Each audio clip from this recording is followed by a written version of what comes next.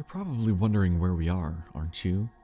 Yeah, you haven't exactly been incredibly transparent about what's going on here. I'm feeling the opposite of privy to any information you have been withholding from me, good sir.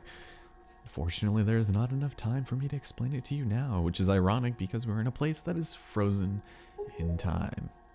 Once you're able to strike down Ganon with the item you obtain in this castle, all will be made clear to you. Yeah, that just seems like a really lazy way to tie up any loose ends, fill in the plot holes. Trust in my words, see what awaits for you in the castle.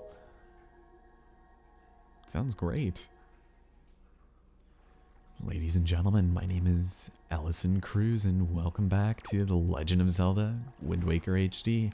The reason why I say that is because during that cutscene, my power went out on Christmas because it snowed in Seattle and I guess the power grids just couldn't take it. So unfortunately, had to replay up to that point. I did much better on the boss. I hit every arrow shot perfectly except for I think one. So I'm really glad about that, but I didn't feel like recommentating through it and I let Ori out. Of course, he went and dipped his paw in a candle that I had just blown out, so he was flinging wax everywhere and I had to take care of that. I had to wash him, and something that is hilarious about this frozen waterfall it's just, apparently it still has the property of water, so I don't know, it's very interesting. But this is Hyrule Castle, and it's very odd that we got here in the manner that we did. We can't go back. If we did, well then we would just look like the opposite of a fearless leader, so let's head inside and see if we can find this really awesome item that's been touted as being able to strike Ganon down.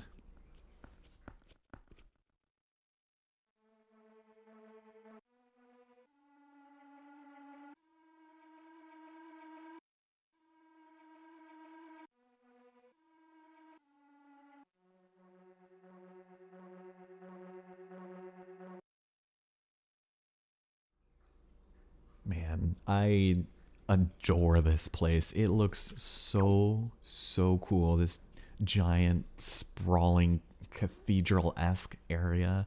And you have all of these enemies that have been frozen in time. Which begs the question, you remember how outside, 5 seconds ago, when we were going under the waterfall and merely interacting with it allowed us to, well, transfix its properties onto us? You think that, like, putting a bunch of like slice holes in this moblin would be good enough to kill him should everything revert back to where it came. What was this guy doing when everything went to hell, by the way? That is a question I want to know. I have a question and I'd like it answered. So let's go ahead and see if this works. I don't know if you can actually get figurines from this, but there we go. We'll just save that for later and deal with it when the time comes. There are a ton of enemies here, and, well, good thing they can't hurt us, otherwise I think we'd be in some big trouble. So, let's stop failing at talking and move forward as we get rudely interrupted by, I'm assuming, the king. So, Pixel just walked up, so that's why I was stumbling over my sentences.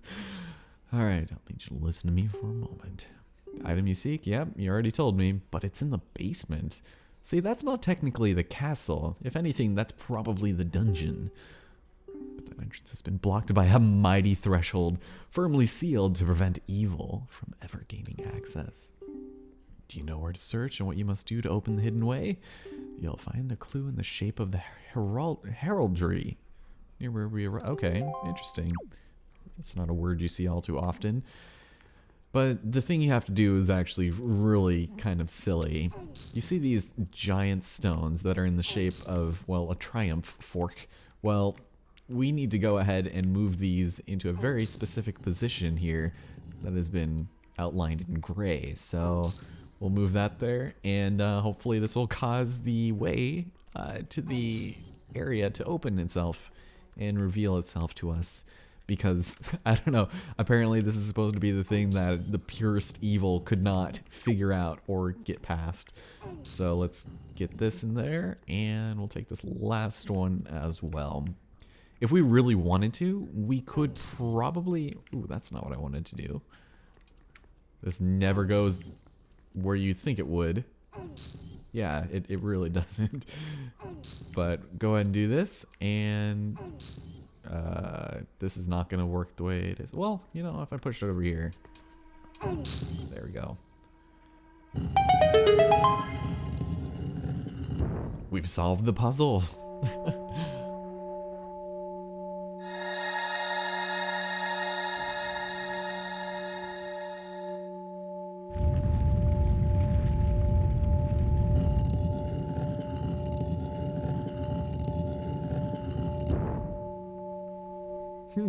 Very nice. I'm really glad that, you know, the forces of evil were not able to prevail over this simple stone moving puzzle. Also, we've got a really cool statue up there. God, something about this place, it just looks really cool. Do you see the resemblance? Oh, you know what? I forgot to take a picture. Oh no! I can't believe I forgot to take a picture of the boss, of Godon. That's really silly. Damn.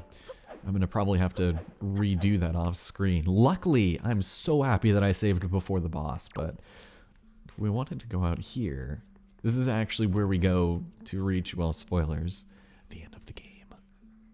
Unfortunately, there's not a whole lot we could do about it, even though there's music playing here. This is the normal music that plays here when we're able to progress further, but fortunately we can't make our way through. There is a force field and it is impenetrable unless you obsessed over trying to find a way to get past it for the past 6 years, and then only recently finding a way to clip through that and thusly ending your trek through more than half the game. But, you know, that's just speedrunner's fallacy. It doesn't actually exist. Now let's head down here and move on with our lives, shall we? Alright, you guys. I got something I need to confess, and it's something that's been weighing heavily on my shoulders.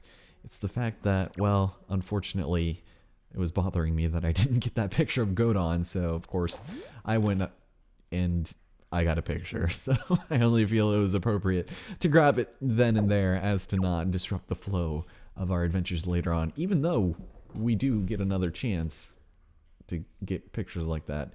Although, with the destruction of Miiverse, getting some of the missable figurines might be problematic, but not something we'll worry about. I know which ones are missable, one time only, and things we need to get. So, with the cats fighting off in the background like they always do, it's time to hopefully see if this conspicuous ray of light can get us exactly what it is we're looking for. Excellent. To perceive such a puzzle and decipher it is no small feat. And the fact you were able to push these giant stone triangles, amazing. Now take the sword that lies before you. It is none other than the Master Sword, the Blade of Evil's Bane. Are you good, Ori? It is the only sword that can banish Ganon from the world above. Cool. I mean, I guess I want it. Look at all these people worshipping. Damn. Well, there it is. Let's grab it.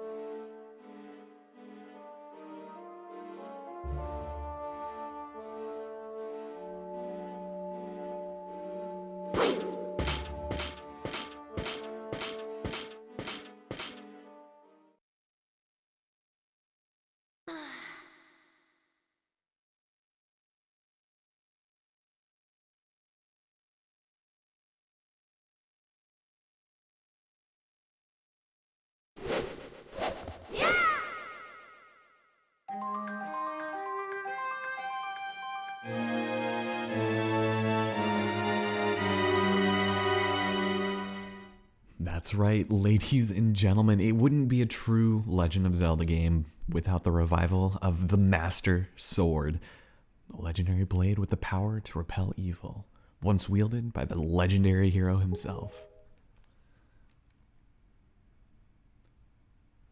So, upon releasing the Master Sword from its slumber in this dark chamber underneath Hyrule Castle for God knows how long, we have obtained the Master Sword, and I gotta tell you, it's a bit of an upgrade from that little toothpick we were fighting around with earlier. It's actually twice as powerful as the Hero Sword, and it's great. It's got a little bit longer range, and I'm really excited that we finally got it, because not only is it symbolic of repelling evil, and also people playing on their motorcycles outside, but also symbolic of the fact that this was wielded by the legendary hero himself, whose tales and tribulations can be found in these stained glass panes back here. I was gonna say windows, but it wouldn't make much sense to have him in the basement.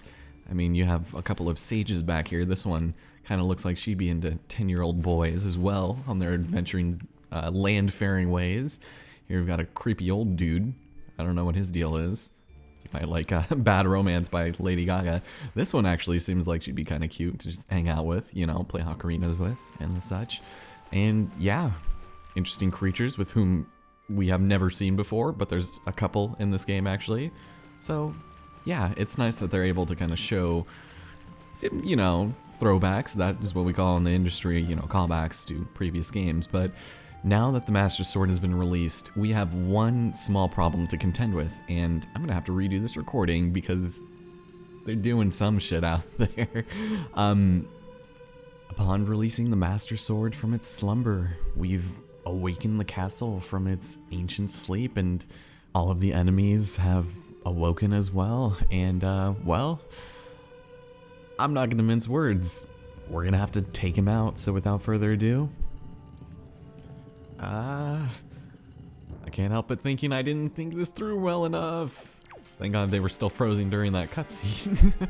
So, any sane, normal, competent person playing this game and recording it for the people of YouTube would probably put it in their right minds to cut this bit out, but personally, I think it's something about an endearing charm about going through and fighting these hordes of difficult enemies, considering we just faced off against a Dark Nut, you know, as a mini-boss. So the fact that we have to fight close to 10 of them in this room is something to behold here. So I guess we'll do a little bit of friendly fire here, and once they take a little bit of damage, I'm probably going to drink some of Granny's soup. I'm not going to lie, but the way that this is going right now, you know, if you want to help out a little bit, here, let's try this.